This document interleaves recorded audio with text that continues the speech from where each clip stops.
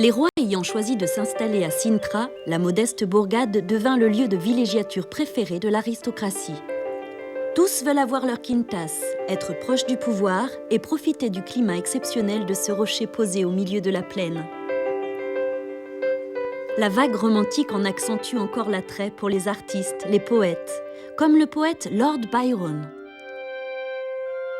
Un autre Anglais, écrivain lui, William Beckford, achète la Quinta de Montserrat, puis la cède à un richissime lord, Francis Cook. Nous sommes au milieu du 19e siècle. Il fait bâtir un palais à l'architecture étonnante et surtout crée un remarquable parc romantique. Inspiré surtout par les contes de fées de son imaginaire de son enfance, il adorait imaginer que cette forêt qu'il a créée ici était une forêt magique. Et c'est fondamentalement cet imaginaire vers lequel nous sommes transportés quand on se promène dans ce jardin. L'idée de transport est aussi une idée fondamentale dans un jardin romantique parce que l'homme romantique adorait voyager dans son imagination, non seulement dans l'espace mais aussi dans le temps. Et donc il voyageait dans l'espace grâce à l'introduction d'espèces exotiques qui viennent de tous les continents.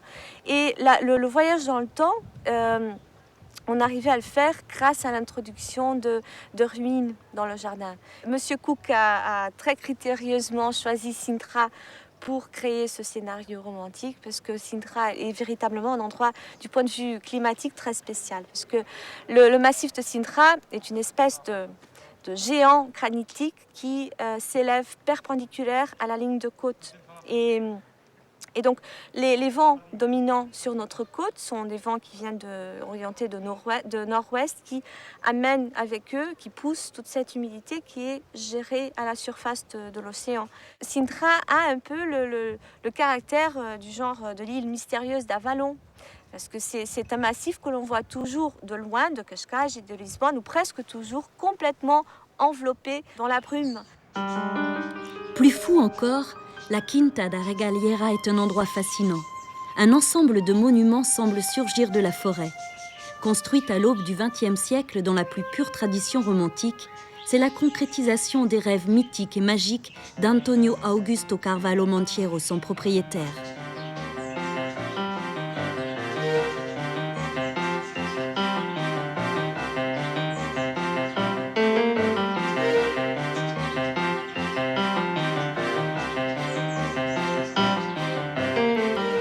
La Quinta appartient au monde des sensations.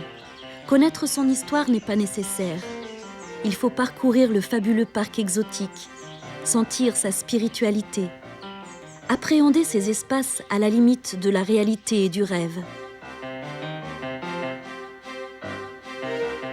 Il faut s'enfoncer au centre de la Terre en empruntant l'étroit escalier en colimaçon du puits initiatique pour ressortir au calme d'un lac mystérieux. Passer de l'enfer au paradis.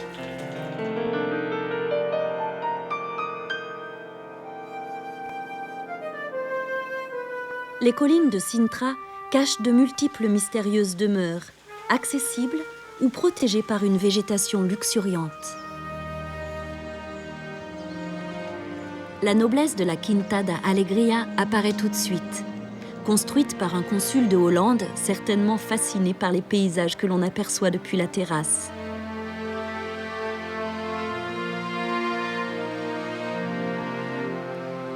L'ambiance mystérieuse de Sintra est complète lorsque le palais de la Penna, qui domine l'hôtel Palazzo de Setei, son nom actuel, disparaît dans la brume du soir.